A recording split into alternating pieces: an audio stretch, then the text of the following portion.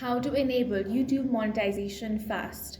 In this video, I will guide you step by step on how you can enable YouTube monetization quickly. The first thing you need to do is meet YouTube's monetization requirement. Ensure that you meet the following criteria: at least 1,000 subscribers, at least 4,000 watch hours in the last 12 months, adherence to YouTube's policy and guidelines, and a linked AdSense account. Next, you want to enable two-step verification. Go to your YouTube account settings and enable two-step verification to secure your account before applying for monetization. You can also apply for the YouTube Partner Program. For that, once you meet the YouTube requirements, head to YouTube Studio, click on Monetization and apply for YPP.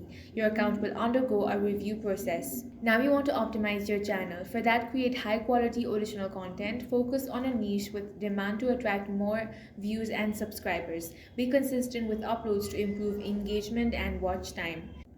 You also need to create content that follows YouTube's guidelines. Avoid content that violates YouTube's policies like copyright infringement, harmful or inappropriate content to ensure that your channel is eligible for monetization.